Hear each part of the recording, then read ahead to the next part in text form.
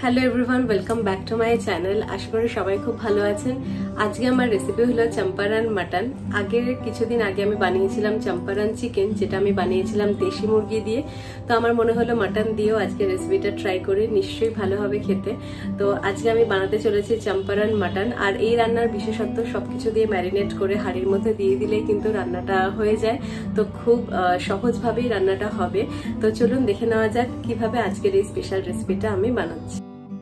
Champaran mutton বানানোর জন্য এখানে নিয়ে নিচ্ছে মাটন আমি নিয়েছি 650 গ্রাম। মাটনটা খুব ভালো করে ধুয়ে নিয়েছি। এবার মাটনটা ম্যারিনেট করার জন্য যা যা লাগবে, এখানে নিয়েছি পেঁয়াজ, দুটো মিডিয়াম সাইজ পেঁয়াজ নিয়েছি, এটা কুচি করে নিতে হবে। পেঁয়াজ আমি বাটবো না, এরকম ভাবে কুচি করেই দিয়ে দেব। তো পেঁয়াজ কুচি করা হয়ে গেছে। এখানে নিয়েছি আদাটা আমি হামানদিস্তায় একটু থেতো করে নেব। একদম বাটাবাটির তো দরকার নেই, মিহি করে বাটার কোনো দরকার নেই। আর নিয়ে নিচ্ছি কাঁচা পাকা লঙ্কা দিলে রান্নার যে রংটা খুব ভালো আসে। তো আদা আর কাঁচা লঙ্কা এইভাবে আমি পেস্ট করে নিচ্ছি। খুব মিহি পেস্ট একদমই নয়, এরকম ভাবে গোটা গোটাও রয়েছে। এইভাবেই আমরা দিয়ে দিচ্ছি মাটনের মধ্যে। এবার কিছু মশলা নিয়েছি, যেমন হচ্ছে ধনে বাটা এখানে আমি দিয়ে দিচ্ছি 2 চামচ মতো।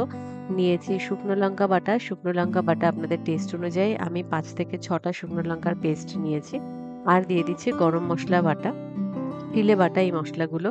তো এই মশলাগুলো দেওয়ার পরে দিয়ে দিচ্ছি গোটা জিরে, মোটামুটি 1 চামচ মতো গোটা জিরে দিলেই হবে। আর দিয়ে দিচ্ছি পরিমাণ মতো নুন আর পরিমাণ মতো হলুদ। এবার ঘরে পাতা টক দই আমি ব্যবহার করব। তো ঘরে পাতা টক দই আমি দিয়ে দিচ্ছি 2 চামচ মতো। আর রসুন তো দিতেই হবে, রসুনটা আমি হামানদিস্তায় এইভাবে একটু থেতো করে নিয়ে সেটাই আমি দিয়ে দেব মাটনের মধ্যে। এটা এবার খুব ভালো করে অনেকক্ষণ ধরে ম্যারিনেট করতে হবে, অনেকক্ষণ ধরে মাংসের মধ্যে এই মশলাগুলো মাখিয়ে নিতে হবে, যাতে প্রত্যেকটা মাংসের গায়ে মশলাগুলো লেগে যায়।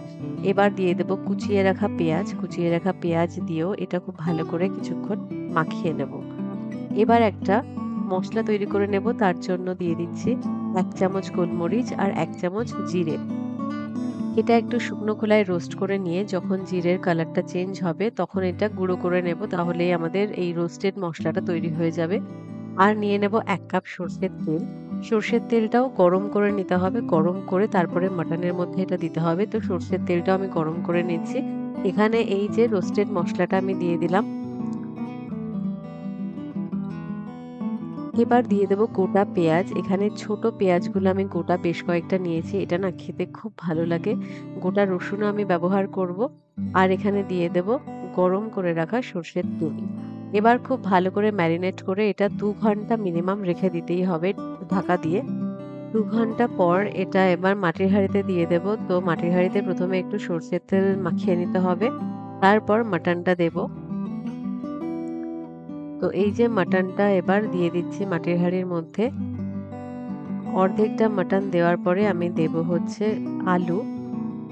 আলু নুন আর হলুদ দিয়ে মাখিয়ে রেখেছি। তো এই যে গোটা আলুগুলো আমি দিয়ে দিলাম। এবার দিয়ে দেব গোটা রসুন, 4টে গোটা রসুন আমি ইউজ করেছি। এবার বাকি মাংসটা দিয়ে দেব। এই যে মাংস মাখিয়ে রাখা যে জলটা, সেটাও কিন্তু দিতে ভুলবেন না।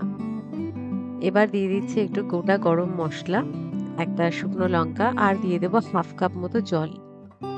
ব্যাস আমাদের এই প্রসেসটা একদম রেডি। এবার একটু আটা এরকম মাখিয়ে রেখেছি, সেটা দিয়ে মুখটা বন্ধ করে দেবো হাঁড়ির। এবার গ্যাসের চুলায় এটা একদম কম আঁচে রাখতে হবে 10 মিনিট মতো। তারপর একটা তাওয়ার উপরে রেখে এটা 1 ঘন্টা মতো রাখলেই আমাদের হয়ে যাবে চম্পারন মাটন একদম রেডি। খুব নরম হয়েছিল মাংসটা, একদম গলে গিয়েছিল। আর রসুনগুলো খেতে খুব ভালো লাগে, এরকম গোটা রসুন, দারুণ হয়েছিল। কোনো সন্দেহ নেই আজকের রেসিপিটা নিয়ে খেতে খুব ভালো হয়েছিল। মাটনটা একদম গলে গিয়েছিল। আর এই পুরো রান্নাটা করতে আমার মোটামুটি 1 ঘন্টা 10 মিনিট মতো লেগেছে। প্রথম 10 মিনিট আমি আঁচটা একদম কমিয়ে দিয়ে ডিরেক্ট আঁচে রেখেছিলাম, আর তারপরের 1 ঘন্টা একটা তাওয়া দিয়ে তার উপরে বসিয়েছিলাম। তারপরে ঠান্ডা হওয়ার পরেই কিন্তু আমি ঢাকনাটা খুলেছি। তো মাটনটা একদম গলে গিয়েছিল, আলুগুলো একদম সুসিদ্ধ হয়েছিল, খেতে দারুণ হয়েছিল। আশা করি আপনাদেরও দেখে ভালো লেগেছে। যদি ভিডিওটি ভালো লেগে থাকে তাহলে ভিডিওটিকে লাইক করবেন, শেয়ার করবেন, আমার চ্যানেলটিকে সাবস্ক্রাইব করবেন। দেখা হবে পরের ভিডিওতে।